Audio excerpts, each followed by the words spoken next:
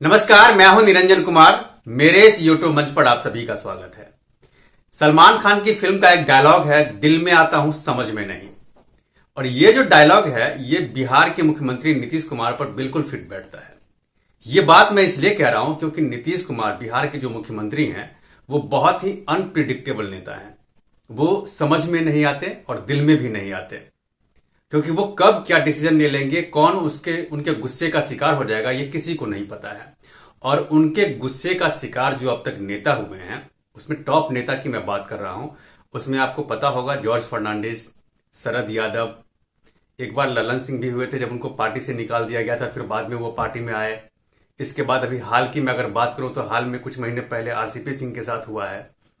और अभी जो है उपेंद्र कुशवाहा उनके निशाने पर हैं, क्योंकि उपेंद्र कुशवाहा और नीतीश कुमार के बीच जिस तरीके की बयानबाजी हो रही है, जिस तरीके से उपेंद्र कुशवाहा प्रेस कॉन्फ्रेंस करके एक के बाद एक नीतीश कुमार पर अपने तीर छोड़ रहे हैं, और जिस तरीके से नीतीश कुमार बहुत ही सधे अंदाज में एक ही बात को वो कहते हैं कि जिसको पार्टी छोड़ के जाना है वो जा सकता है, उसके लिए पार्टी का दरवाजा हमेशा खुला हुआ है, किसी को यहां पर जबरदस्ती रोक के नहीं रखा गया है, तो वो जा सकता है। और उपेंद्र कुशवाहा का नाम नहीं लेते हैं वो, और ये भी कहते हैं कि उनको जाना है तो जाएं, और अगर उनको लगता है कि जो उनकी बात को सीएम तक पहुंचानी चाहिए तो पार्टी का एक मंच है, मंच पर आकर के और अपनी बात रखे। लेकिन प्रेस कॉन्फ्रेंस के जरिए जो वो बात रख रहे हैं, इससे ये ठीक नहीं है। इसका मतलब ये साफ है कि उनको जाने का मन है। इसीलिए नीतीश कुमार अक्सर ये कहते हैं, जब भी मीडिया उनसे सवाल पूछती है उपेंद्र कुशवाहा को लेकर के, तब वो यही कहते हैं कि जिसको पार्टी में रहना है रहे, जिसको पार्टी से जाना है वो जा सकता है।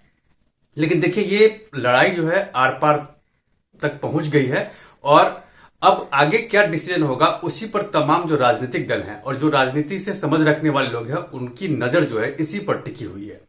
लेकिन यहां पर मैं नीतीश कुमार की मैं बात करना चाहूंगा, क्योंकि नीतीश कुमार को लेकर के जो मैंने कहा है कि वो बहुत ही अनप्रिडिक्टेबल नेता है, और ये बात सही है। इस बात को मैं आपको यहां पर बताना चाहूंगा। देखिए, नीतीश कुमार ने अपनी जो राजनीति है उसकी शुरुआत ही लालू प्रसाद यादव के अगेंस्ट में की थी, और लालू यादव की जो राजनीति थी उसके विरोध में वो अपनी पार्टी भी बनाया, और उस पार्टी के जरिए वो लालू यादव पर काउंटर करते थे। जैसे जब 90 के दशक में जब बिहार में लालू का शासन था, उस समय की मैं बात कर रहा हूं। और वो जब साल 2005 में जब वो बिहार के मुख्यमंत्री बने एनडीए के साथ गठबंधन में, जब बीजेपी उनके साथ गठबंधन में था, तो 5 से लेकर के 10 तक का जो कार्यकाल था, यूं मिलाकर के कहा जाए कि ठीक था। 13 तक ठीक था। लेकिन जैसे ही 14 की जो चुनाव की घोषणा हुई थी, लोकसभा चुनाव की घोषणा, उससे पहले ही 2013 में नीतीश कुमार एनडीए का साथ छोड़ दिए। मतलब बीजेपी का वो साथ छोड़ करके और एक बार फिर से वो 13 में चले गए आरजेडी के साथ। मतलब जिसके विरोध में नीतीश कुमार ने राजनीति शुरू की थी, उसी आदमी के साथ वो साल 2013 में जाकर के मिल गए, और 13 में उन्होंने आरजेडी के साथ गठबंधन करके उसके बाद उन्होंने चुनाव लड़ा। उसके बाद 2015 में जब बिहार में विधानसभा का चुनाव हुआ, तो उस चुनाव में भी वो आरजेडी गठबंधन के साथ नीतीश कुमार चुनाव लड़े और जीत करके सत्ता में आए। लेकिन देखिए, यहां पर भी नीतीश कुमार बहुत ज्यादा दिन तक टिके नहीं उस गठबंधन में। कुछ महीने के बाद ही वो लालू यादव का साथ छोड़ करके एक बार फिर से वो साल 2017 में वो बीजेपी के साथ आ गए, यानी कि एनडीए गठबंधन के साथ उन्होंने सरकार बना लिया। मतलब ये हुआ कि मैंडेट उनको बिहार की जनता ने आरजेडी के गठबंधन के साथ दी थी, लेकिन यहां पर नीतीश कुमार ने बिहार की जो जनता है उनके मैंडेट का अपमान किया और आ गए वो बीजेपी के साथ वो रहे। 2019 के चुनाव में जो हुई थी लोकसभा का, उसमें भी थे। 2020 के चुनाव में भी लोकसभा का जो विधानसभा का चुनाव हुआ बिहार में, तो उस चुनाव में भी नीतीश कुमार एनडीए के साथ, बीजेपी के साथ गठबंधन करके और उन्होंने बिहार का विधानसभा चुनाव 2020 में लड़ा। लेकिन 2020 में चुनाव लड़ने के बाद भी ये गठबंधन जो है वो आगे सरवाइव नहीं कर पाया, और नीतीश कुमार ये कह करके बीजेपी का साथ छोड़ दिए कि उनके साथ अब मेरी नहीं बनेगी, क्योंकि उनकी जो विचारधारा है उस विचारधारा से मेरी विचारधारा भी मेल नहीं खा रही है। और वो चले गए फिर से एक बार आरजेडी के साथ। अभी वो आरजेडी के साथ वो गठबंधन में है, और गठबंधन में वो चुनाव लड़ रहे हैं। आगे क्या होगा ये कह पाना बहुत मुश्किल है, क्योंकि अगले ही साल लोकसभा का चुनाव होना है साल 2024 में, और उसके ठीक बाद 2025 में बिहार का विधानसभा चुनाव हो रहा है। नीतीश कुमार अक्सर अब ये कहते हैं किसी भी मंच से कि वो तेजस्वी यादव के नेतृत्व में साल 2025 का बिहार का विधानसभा का चुनाव लड़ेंगे। इस बात को लेकर के पार्टी में जो उनके नेता हैं, जो कहीं ना कहीं वो नहीं चाहते हैं कि जनता दल यूनाइटेड और आरजेडी के बीच जो गठबंधन हुआ है उस गठबंधन से वो खुश नहीं है। लेकिन चूंकि वो नीतीश कुमार के साथ वो लंबे समय से रहे हैं, उनके साथ काम करते आए हैं, तो उनके साथ बने हुए हैं। लेकिन 2025 तक क्या होगा ये अभी समझ पाना बड़ा मुश्किल है। जो स्थितियां बन रही है बिहार में, जिस तरीके के समीकरण बन रहे हैं, उससे तो कम से कम यही लगता है। देखिए, ये तो दूर है, अभी 2024 में ही ये तय हो जाएगा कि जनता दल यूनाइटेड की स्थिति क्या रहने वाली है। उसके बाद जनता दल यूनाइटेड क्या डिसीजन लेगा, ये सारी चीजें क्लियर हो जाएगी 2024 के लोकसभा चुनाव में। क्योंकि अभी नीतीश कुमार यही कह रहे हैं कि हम जो विपक्ष है, विपक्ष जितने भी हैं वो सब मिल करके और प्रधानमंत्री नरेंद्र मोदी को हराएंगे 2024 में। तो इस पर तो जो भी होगा उस पर मेरी नजर बनी हुई है। दूसरी तरफ हम उपेंद्र कुशवाहा की बात करेंगे कि उपेंद्र कुशवाहा का राजनीतिक जो करियर है, राजनीतिक जो ग्राफ है, उसके बारे में भी जानना बहुत जरूरी है। तो देखिए, उपेंद्र कुशवाहा जो पॉलिटिक्स में आए थे तो 1985 में वो आए थे। वो लेक्चरर की नौकरी छोड़ करके उन्होंने पॉलिटिक्स में आए, राजनीति उन्होंने शुरू की 1985 में। 1985 से लेकर के 1988 तक उपेंद्र कुशवाहा युवा लोक दल के स्टेट सेक्रेटरी हुआ करते थे और 1988 में उन्होंने उसको छोड़ करके और वो जनता दल में आ गए, जनता दल में रहे। जनता दल के बाद जब नीतीश कुमार ने अपनी पार्टी का गठन किया, समता पार्टी का, तब नीतीश कुमार के साथ वो समता पार्टी में आ गए। तब से नीतीश कुमार के साथ वो लगातार रहे, उनके साथ उनकी पार्टी के लिए काम किया, समता पार्टी के लिए काम किया। लेकिन और समता पार्टी के टिकट पर ही साल 2000 में उपेंद्र कुशवाहा को नीतीश कुमार ने बिहार के वैशाली के जंदाहा सीट से उनको टिकट दिया और इस सीट पर उपेंद्र कुशवाहा विजयी होकर के निकले। तो समता पार्टी के टिकट पर उपेंद्र कुशवाहा जंदाहा की सीट से वो बिहार के विधानसभा चुनाव जीत लिए और नीतीश कुमार ने उनको सदन में उपनेता बनाया। क्योंकि उस समय में समता पार्टी को इतना बहुमत नहीं मिला था कि वो सरकार बनाती, इसलिए विपक्ष में थी और विपक्ष में उपेंद्र कुशवाहा को उपनेता बनाया गया। और उपेंद्र कुशवाहा साल 2000 से लेकर के 2004 तक पार्टी का उपनेता रहे सदन में। इसके बाद नीतीश कुमार ने उनको फिर से सदन का नेता बना दिया। तो 2004 से लेकर के और 5 तक वो सदन का नेता भी रहे। यहीं से उपेंद्र कुशवाहा को हिलोड़े मारने लगा कि अब वो कभी न कभी पार्टी उनको मुख्यमंत्री बनाएगी। यही चीज उनका सपना जो था वो उस समय से वो आकार लेने लगा, वो अति महत्वाकांक्षी होने लगे। क्योंकि उनको पहले उपनेता बनाया गया, फिर नेता बनाया गया, तो यहीं से कहीं ना कहीं उनको ये चीज समझ में आने लगा। लेकिन हुआ क्या, एक साल के बाद ही 2005 में फिर से विधानसभा का चुनाव हुआ और उस चुनाव में उपेंद्र कुशवाहा बुरी तरीके से हार गई, लेकिन पार्टी सत्ता में आ गई। पहली बार एनडीए जो है उस समय में पूरी बहुमत के साथ सत्ता में आई। नतीजा क्या हुआ, सरकार बन गई।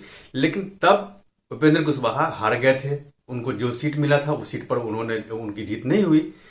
और उस समय में नीतीश कुमार के लिए यह मुश्किल था कि नीतीश कुमार उनको कैसे मंत्री बनाते, बैकडोर से कैसे मंत्री बनाते विधान परिषद के जरिए।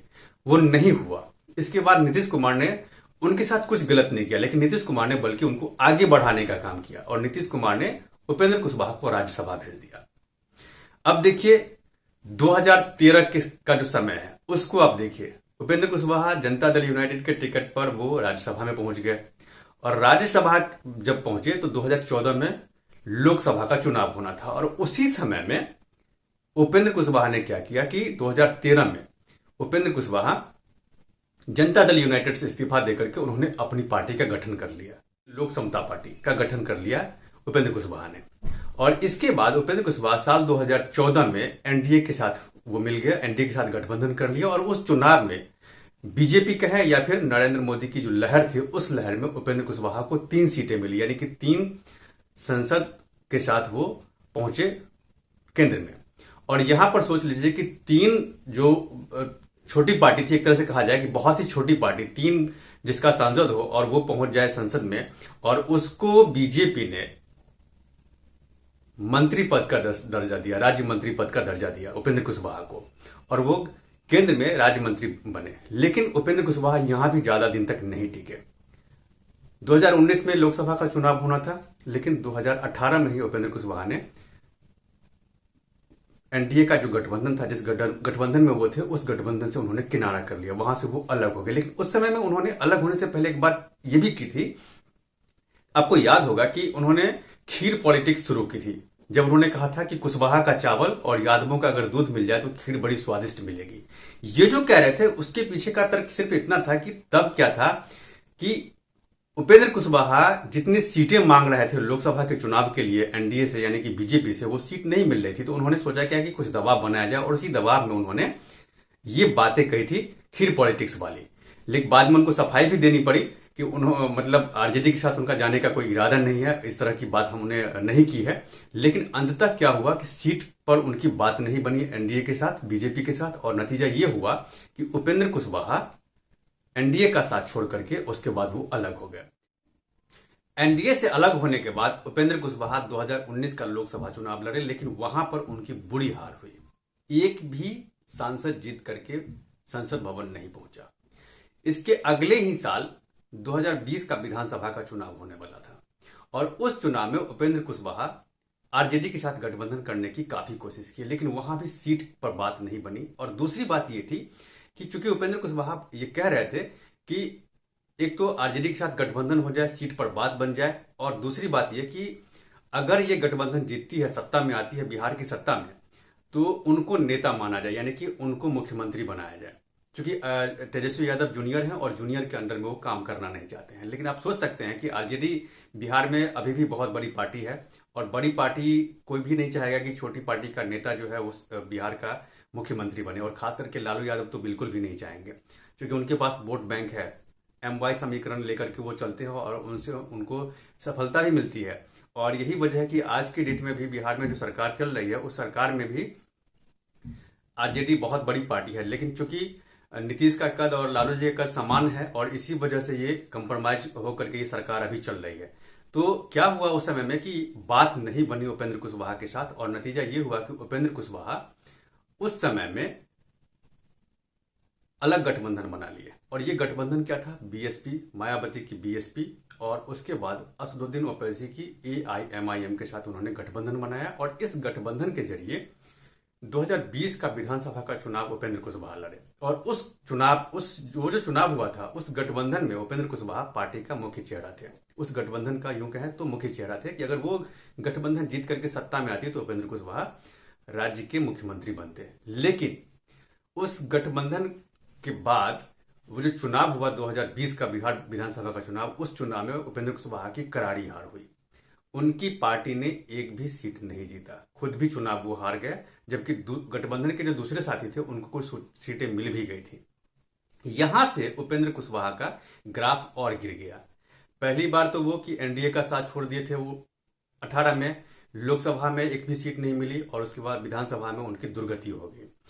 इसके बाद उपेंद्र कुशवाहा के पास कोई ऑप्शन नहीं था कि वो कहां जाए, और नतीजा ये हुआ कि उपेंद्र कुशवाहा जनता दल यूनाइटेड के साथ मिले, और अपनी पार्टी का विलय वहां पर उन्होंने कर दिया।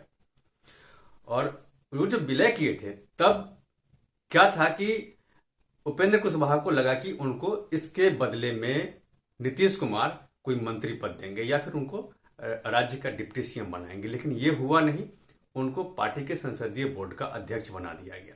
साल भर बीत गया इस इंतजार में कि उपेंद्र कुशवाहा को शायद डिप्टी सीएम बनाया जाए। लेकिन नीतीश कुमार से जब भी इस संबंध में पूछा गया, तो नीतीश कुमार ने यही कहा कि जनता दल यूनाइटेड से कोई भी डिप्टी सीएम नहीं बनेगा। इससे पहले भी जब गठबंधन था तो बीजेपी के साथ गठबंधन था, और बीजेपी का 2 डिप्टी सीएम था जो उनका था, उससे जनता दल यूनाइटेड को कोई मतलब नहीं है। और अभी भी जो गठबंधन है वो आरजेडी के साथ गठबंधन है, और आरजेडी से एक डिप्टी सीएम है, और सीएम वो खुद है, तो डिप्टी सीएम बनने के कोई चांस नहीं है। और ये बात जो है उपेंद्र कुशवाहा को मतलब गले से नहीं उतर रहा है, क्योंकि उनको ये लग रहा है कि एक तो पार्टी का विलय कर दिए, और दूसरी बात क्या है कि उनके साथ बहुत सारे नेता आए, उनकी पार्टी के जो जनता दल यूनाइटेड में शामिल हो गए, और उनको जो कद मिलना चाहिए, जो सम्मान मिलना चाहिए, वो मिला नहीं। और यही वजह है कि उपेंद्र कुशवाहा, चूंकि अभी 2024 में लोकसभा का चुनाव होने वाला है, तो यही वजह है कि उपेंद्र कुशवाहा लगातार नीतीश कुमार पर और उनकी पार्टी के दूसरे नेता पर को लेकर के बयानबाजी कर रहे हैं। जबकि नीतीश कुमार साफ कह चुके हैं कि उनकी पार्टी का कोई भी नेता इस मामले में कुछ नहीं बोलेगा, और उपेंद्र कुशवाहा को अगर किसी से कोई दिक्कत है तो पार्टी के मंच पर उठाएं। लेकिन अब चूंकि देखिए बात बिगड़ गई है और कहीं ना कहीं उपेंद्र कुशवाहा की बातचीत एनडीए के साथ यानी कि बीजेपी के साथ बन गई है और वो इसी फिराक में है कि सही समय पर पार्टी को तोड़ करके वो एनडीए के साथ वो शामिल हो जाए। क्योंकि उनको चुनाव लड़ना है तो वो बीजेपी के साथ वो एक अच्छा सा सीट शेयरिंग करना चाहते हैं और बीजेपी को भी लग रहा है कि नीतीश कुमार को बिहार में बुरी तरीके से तोड़ना है और इसके लिए चिराग पासवान भी लगे हुए हैं।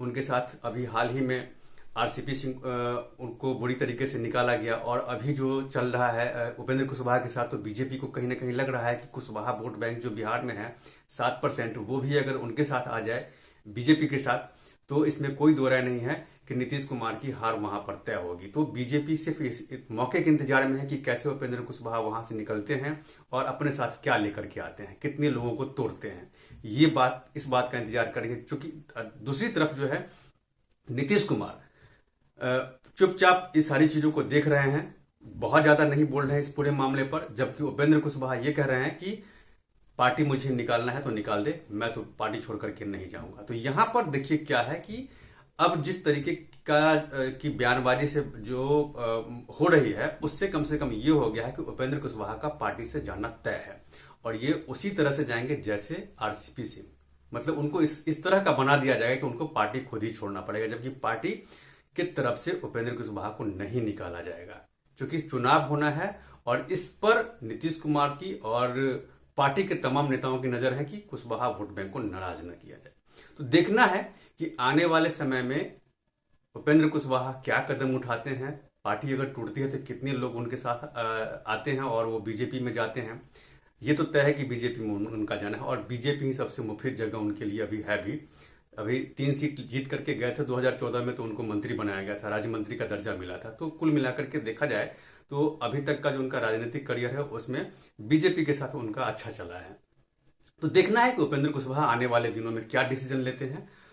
इन सारी चीजों पे मेरी नजर बनी हुई है, आप मेरे साथ बने रहे। और अब तक अगर आपने मेरे इस यूट्यूब मंच को सब्सक्राइब नहीं किया है तो प्लीज सबसे पहले आप मेरे इस यूट्यूब मंच को सब्सक्राइब कीजिए, लाइक शेयर और कमेंट जरूर कीजिए। इसमें कमेंट बॉक्स है जहां जाकर के आप इस मुद्दे से रिलेटेड अपने सवाल कर सकते हैं, जिसका जवाब मैं आपको दूंगा।